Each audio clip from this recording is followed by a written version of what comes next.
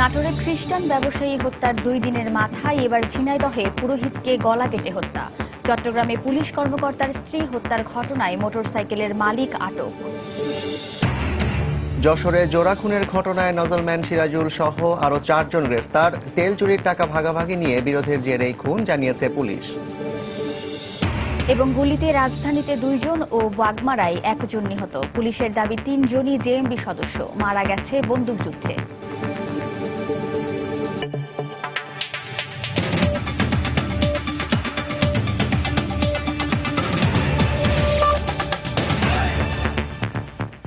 বাংলা সময়ের সঙ্গে আছি আমি জাফর সাদিক এবং আমি ওয়াহিদা স্বপ্না।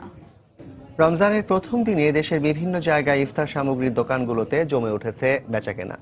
বিকাল থেকেই হরেক রকমের ইফতার সামগ্রী সাজিয়ে বসেছেন দোকানিরা। বাহারি রঙের ইফতার সামগ্রীতে ভরে গেছে দোকানগুলো। ইফতারের জন্য মৌসুমী ফলের দোকানগুলোতেও দেখা গেছে মুসল্লিদের ভিড়। ইফতারের সময় যতই ঘনিয়ে আসছে ক্রেতাদের ভিড় বাড়ছে ততই। দোকানিরা জানিয়েছেন বেচাকেনাও হচ্ছে বেশ ভালো।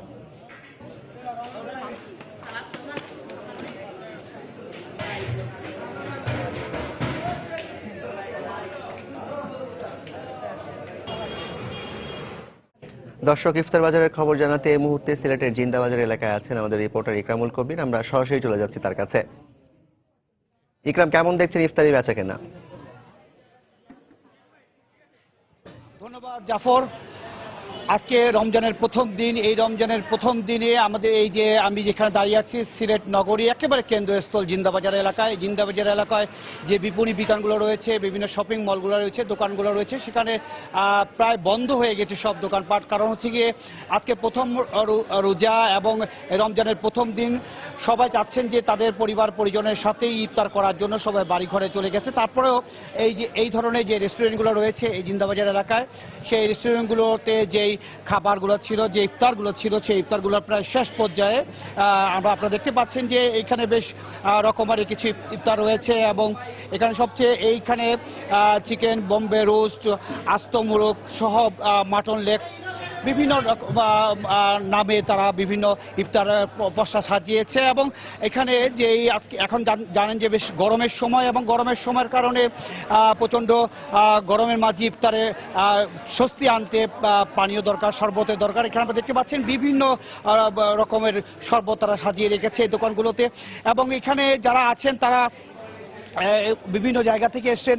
আমি একটু জানতে চাইবো আপনার কাছে যে আপনি এসছেন এখানে ইফতারি কিনতে, যে আপনি কেমন মনে করছেন? আপনি এখানে যে এখানে মান এবং সবকিছু যেভাবে সাজিয়ে রেখেছে কেমন মনে হচ্ছে আপনার কাছে এগুলো? আমরা এখন পর্যন্ত সিলেটে যেহেতু প্রথম রমজান মাসের রোজা শুরু হয়েছে, আমরা দেখতে পাচ্ছি নানা ধরনের জিনিসপত্র রাখা হয়েছে। মানসম্মত অবস্থা এখন পর্যন্ত আমরা দেখতেছি মানসম্মত আছে এবং খুবই ভালো ইফতার। এবং সিলেটে একটা জিনিস যে সিলেটের মানুষ খিচুড়ি দিয়েই মানে ইফতারটা শুরু করে, তো আমরা দেখতে পাচ্ছি এইটাও আছে সিলেটের বিভিন্ন দোকানে। মোটামুটি আমরা সন্তুষ্ট এখানে খাবারের বেলায়। জাফর, যেটা শুনছিলেন আপনি যে এই সিলেটে যে ইফতারি দোকানগুলো রয়েছে সব দোকানগুলোতে বেশ মানসম্পন্ন ইফতারির আয়োজন করে থাকে। বিশেষ করে যে মান রক্ষার্থে যে ঢুকে রাখার জন্য সবগুলো ওখানে সবগুলো রাখে। আর সিলেটের একটি ইফতারের কথা না বললেই নয় জাফর, সেটা হচ্ছে কি সিলেটের ঐতিহ্য, সেটা হচ্ছে কি এই পাতলা খিচুড়ি। সিলেটের একটা ঐতিহ্য আপনি দেখতে পাচ্ছেন জাফর, যে এই পাতলা খিচুড়িটা হচ্ছে কি সিলেটের প্রত্যেক ঘরে ঘরে এই ইফতারের সময় এটা একটা বিশেষ আয়োজন করে থাকে। এই পাতলা খিচুড়িটা এই দোকানে, এই রেস্টুরেন্টও এটার আয়োজন করে আছে। এবং আপনারা দেখতে পাচ্ছেন যে এখানে জিলাপি তৈরি হচ্ছে এবং জিলাপি একদিকে তৈরি হচ্ছে আরেকদিকে বিক্রি শেষ হয়ে যাচ্ছে। এইভাবেই মানুষজন শেষ সময় আর মাত্র প্রায় 40 মিনিটের মতো সময় রয়েছে। বাকি এই 40 মিনিটের সময় যারা আছেন 40 মিনিটের মধ্যে এইখানেও কেউ ইফতার করবেন, এই রেস্টুরেন্টেও ইফতার করবেন, অনেকে বাসা বাড়িতে নিয়ে যাবেন ইফতার এখান থেকে। জাফর, এই ছিল সিলেটের জিন্দাবাজার এলাকার ইফতারের আয়োজনের সর্বশেষ খবর। ইকরাম, আপনাকে ধন্যবাদ। দর্শক, সিলেটের জিন্দাবাজার এলাকা থেকে সেখানকার ইফতারির বাজারের খবর জানাচ্ছেন আমাদের রিপোর্টার ইকরামুল কবির। ঝিনাইদহে পুরোহিত আনন্দগোপাল গাঙ্গুলির হত্যার ঘটনায় আইএস দায় স্বীকার করেছে বলে জানিয়েছে সাইট ইন্টেলিজেন্স। সাম্প্রতিক সময়ে ঘটে যাওয়া বেশ কয়েকটি হত্যাকাণ্ডের সাথে আনন্দগোপাল হত্যার মিল পাওয়া গেছে বলে জানিয়েছে পুলিশ। সকালে সদর উপজেলার করাতিপাড়া এলাকায় 3 মোটরসাইকেল আরোহী তাকে গলা কেটে হত্যা করে পালিয়ে যায়। তার সাথে কারো ব্যক্তিগত শত্রুতা ছিল না বলে পরিবারের পক্ষ থেকে জানানো হয়েছে। লোটাস রহমান সোহাগকে সঙ্গে নিয়ে তরিকুল ইসলামের রিপোর্ট। শেফালী গাঙ্গুলির এই আহাজারি ও আর্তনাদ ঝিনাইদহের করাতিপাড়ায় নেমে এসেছে শোকের কালো ছায়া। স্বামী আনন্দগোপাল গাঙ্গুলির নৃশংস মৃত্যু কোনোভাবেই মেনে নিতে পারছেন না তিনি।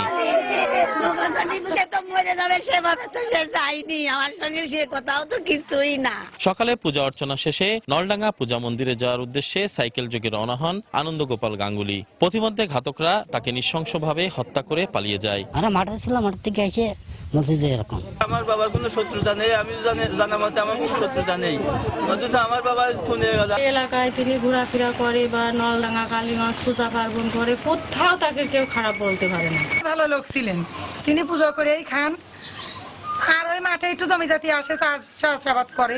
বিচার চাই, যদি ধরেন এইভাবে লোক মারা যায় তাহলে আমরা বাঁচবো না। ঝিনাইদহের অতিরিক্ত পুলিশ সুপার জানান, একটি কালো মোটরসাইকেলে 3 জন হেলমেট পরিহিত ব্যক্তি আনন্দগোপালকে অনুসরণ করছিল। হত্যাকাণ্ডের পর তারা ওই পথ দিয়েই চলে যায়। নিহতের আত্মীয়স্বজনদের সাথে কথা বলে তাদের পারিপার্শ্বিক কোনো শত্রুতা নেই বলেই পাওয়া যায়।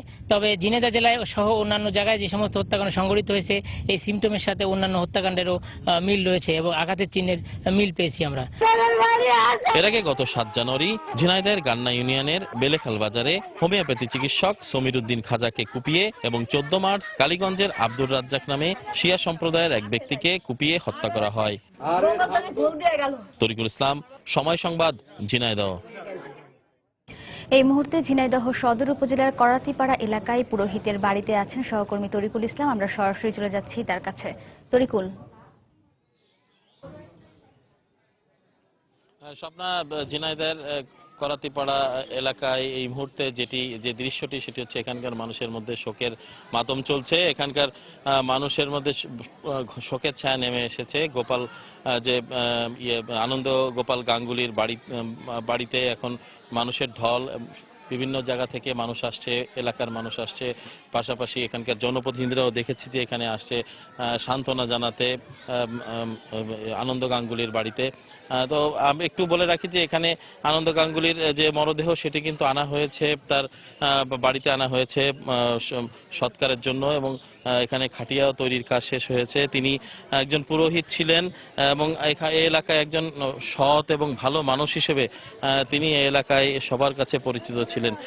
তো আপনারা দেখতে পাচ্ছেন যে তার লাশকে ঘিরে কিন্তু এখানকার মানুষের যে আর্তনাদ, আত্মীয় স্বজন যারা রয়েছে তারা কিন্তু আর্তনাদ করছে। তো আমরা কথা বলেছিলাম পুলিশের সঙ্গে, পুলিশ জানিয়েছে যে এই ব্যাপারে কিন্তু এখনো কেউ এখনো আটক বা সন্দেহজনক ভাবেও কাউকে গ্রেপ্তার আটক করা হয়নি এবং কোনো মামলাও দায়ের করা হয়নি এই মুহূর্তে এখনো পর্যন্ত। এছাড়া আমরা এখানকার অতিরিক্ত পুলিশ সুপার আমাদেরকে যেটি জানিয়েছিল যে এই হত্যাকাণ্ডের সাথে যারা জড়িত তাদেরকে এখানকার যারা চিহ্নিত করেছেন তারা 3 জন মোটরসাইকেলে হেলমেট পরিহিত অবস্থায় ওই ঘটনাস্থলে তাকে হত্যা করে এবং ওই ঘটনাস্থল থেকে তাৎক্ষণিকভাবে তাকে দেখতে পায় এলাকার লোকজন যে 3 জন কালো মোটরসাইকেল যোগে তারা স্থান ত্যাগ করে। কিন্তু তাদেরকে গ্রেফতারে কিন্তু এখনো পর্যন্ত অভিযান চলছে, এখনো পর্যন্ত কাউকে আটক করা সম্ভব হয়নি। তো এর আগেও ঝিনাইদহতে আমরা আগেও বলেছি যে 7 জানুয়ারি এবং 14 মার্চ দুটো হত্যাকাণ্ড এবং 2 জন হোমিও চিকিৎসক শিয়া সম্প্রদায়ের 2 জনকে হত্যা করা হয়েছিল এবং সেই হত্যাকাণ্ডের সাথে এই হত্যাকাণ্ডের একই রকম মিল পাওয়া গেছে, এটি পুলিশ আমাদেরকে জানিয়েছেন। তো এই ছিল আমার কাছে ঝিনাইদহ থেকে ঘটনার সর্বশেষ। চলে যাচ্ছি স্টুডিওতে। স্বপ্না। দর্শক, দুর্বৃত্তদের ছুরিকাঘাতে নিহত আনন্দ গোপাল পুরোহিতের গ্রামের বাড়ি ঝিনাইদহের করাতিপাড়ায় নেমে এসেছে শোকের ছায়া। এ বিষয়ে আমাদের বিস্তারিত জানাচ্ছিলেন সহকর্মী তরিকুল ইসলাম। এদিকে চট্টগ্রামে পুলিশ কর্মকর্তা বাবুল আক্তারের স্ত্রী মাহমুদা আক্তার মৃত্যু হত্যাকাণ্ডে মোটরসাইকেলের পাশাপাশি একটি কালো মাইক্রোবাসও ব্যবহার করা হয়েছে বলে ধারণা করছে পুলিশ। পাশাপাশি নিহতের মোবাইলে আসা খুদে বার্তার ব্যাপারে খতিয়ে দেখা হচ্ছে বলে জানিয়েছেন সিএমপি কমিশনার মোহাম্মদ ইকবাল বাহার। সকালে নিজ কার্যালয়ে প্রেস ব্রিফিংয়ে তিনি একথা জানান। এদিকে হত্যাকাণ্ডের সময় ব্যবহৃত মোটরসাইকেলের মালিককে জিজ্ঞাসাবাদের জন্য আটক করা হয়েছে। উনি যে সময় যান ওই দিন আগে বেরিয়েছেন, ওনার মোবাইলে কোনো মেসেজ এসেছে, এই সবগুলোই অবশ্যই তদন্তের বিষয় এবং সেইগুলো বিশ্লেষণ করেই আমাদেরকে সিদ্ধান্ত নিতে হবে। মোটরসাইকেলে এরা জঙ্গিরা যখন কোনো অপারেশন করে তখন ব্যাকআপ একটি ফোর্স থাকে, তো এটি ব্যাকআপ ফোর্স হতে পারে। সেই জায়গাটা বিশ্লেষণ করে যখন আমরা নিশ্চিত হব যে কারা করেছে, তখনই শুধু বলা যাবে যে হ্যাঁ XYZ আমাকে করেছে। এর আগে পর্যন্ত স্পেসিফিক কারো বিষয়ে সুস্পষ্টভাবে বলবার তো আসলে সুযোগ নেই। বাংলার সময় আরো থাকছে। 4 আগস্ট থেকে শুরু হচ্ছে হজ ফ্লাইট, চলবে আগামী 5 সেপ্টেম্বর পর্যন্ত, জানালেন বিমানমন্ত্রী।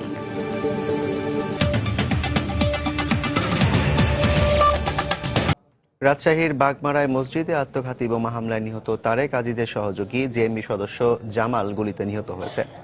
পুলিশ বলছে বন্দুকযুদ্ধ। পুলিশ জানায় গত রাতে অভিযান চালিয়ে আত্মঘাতী বোমা হামলাকারী তারেকের সহযোগী জামালকে আটক করে গোদাগাড়ী থানা পুলিশ। পরে তাকে নিয়ে অস্ত্র উদ্ধারে ফরাদপুর অভিযান চালানো হয়। এ সময় জামালের সহযোগীরা পুলিশকে লক্ষ্য করে গুলি ছোড়ে।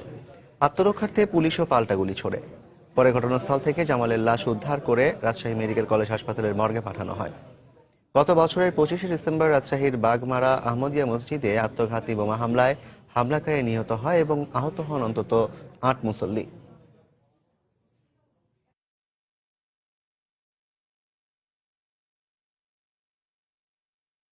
তেল চুরির টাকা ভাগাভাগি নিয়ে বিরোধের জের ধরেই যশোরে পেট্রোল পাম্পে জোড়াখুনের ঘটনা ঘটেছে বলে জানিয়েছে পুলিশ। পলাতক নজলম্যান সিরাজুল সহ 4 জনকে গ্রেফতারের পর সাংবাদিকদের এই তথ্য জানান জেলার পুলিশ সুপার আনিসুর রহমান। তিনি জানান, ম্যানেজারের সাথে বিরোধ থাকলেও কলেজ ছাত্র অপু হত্যার টার্গেট ছিল না অভিযুক্তদের।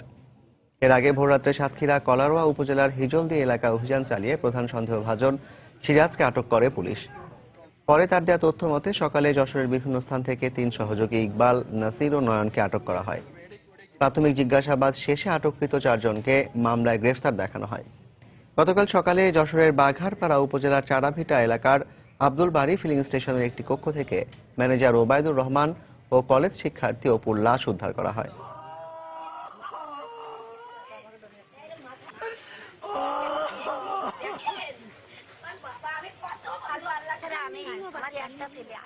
পেট্রোল পাম্পের যে নজল ম্যান ছিল তাকে আমরা গ্রেপ্তারের পরে এই মূল হত্যা রহস্য আমরা পাই। লোকজনকে ওই কম তেল দিয়ে যে টাকা তারা নিত, সেই টাকার 80% নিত ম্যানেজার আর 20% এই যে কিলার ছিল সিরাজুল, সে নজল ম্যান, এই টাকা পয়সার দ্বন্দ্ব নিয়ে তাদের ভিতরে এই মনোমালিন্য সৃষ্টি হয়, যার কারণে এই নৃশংস হত্যাকাণ্ড সংঘটিত হয়েছে।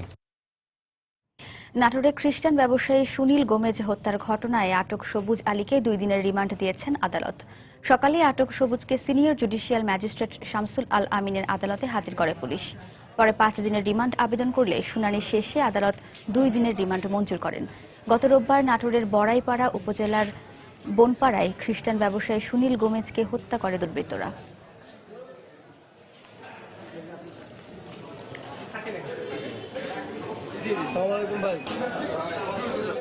বাংলার সময় আরো থাকছে। কুমিল্লায় তনু হত্যাকাণ্ডের ডিএনএ রিপোর্ট ময়না তদন্ত বোর্ডের কাছে হস্তান্তর, কিছুদিনের মধ্যেই দ্বিতীয় ময়না তদন্তের রিপোর্ট প্রকাশ, জানিয়েছেন চিকিৎসক।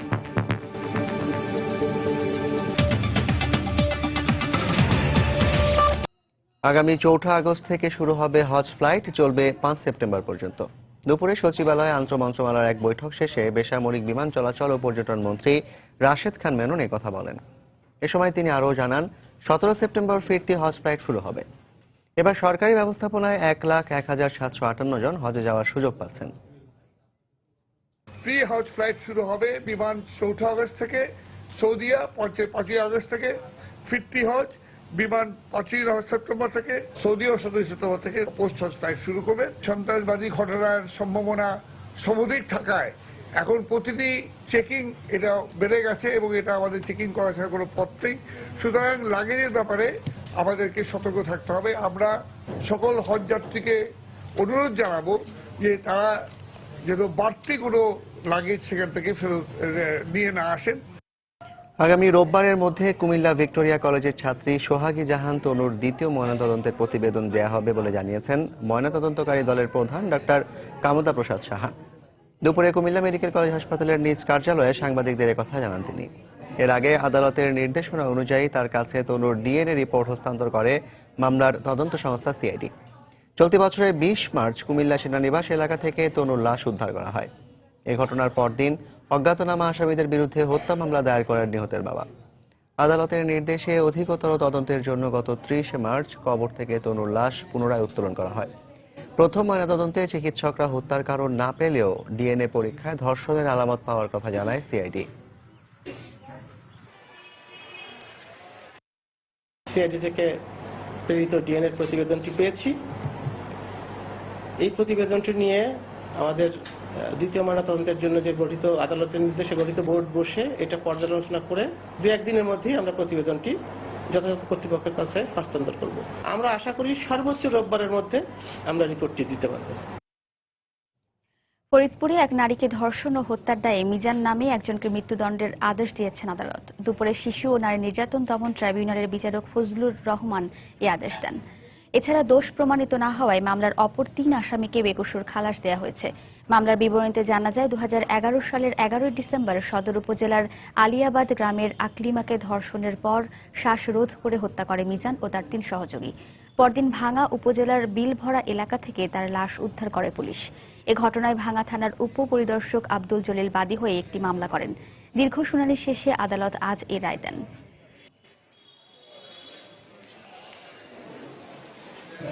বাংলা সময়ের শীর্ষ সংবাদগুলো জানিয়ে দিচ্ছি আরেকবার। নাটোরে খ্রিস্টান ব্যবসায়ী হত্যার 2 দিনের মাথায় এবার ঝিনাইদহে পুরোহিতকে গলা কেটে হত্যা। চট্টগ্রামে পুলিশ কর্মকর্তার স্ত্রী হত্যার ঘটনায় মোটরসাইকেলের মালিক আটক। যশোরে জোড়া খুনের ঘটনায় নজলম্যান সিরাজুল সহ 4 জন গ্রেফতার। তেল চুরির টাকা ভাগাভাগি নিয়ে বিরোধের জের ধরেই খুন, জানিয়েছে পুলিশ। এবং গুলিতে রাজধানীতে 2 জন ও বাগমারায় 1 জন নিহত। পুলিশের দাবি 3 জনই জেএমবির সদস্য, মারা গেছে বন্দুকযুদ্ধে। এই ছিল বাংলার সময়। যে কোনো খবর পেতে ভিজিট করুন সময়নিউজ.টিভি। এছাড়া এই মাত্র পাওয়া খবর আপনার মোবাইলে পেতে SMS করুন *SN লিখে পাঠিয়ে দিন 16242 নম্বরে। আর সঙ্গেই থাকুন সময়।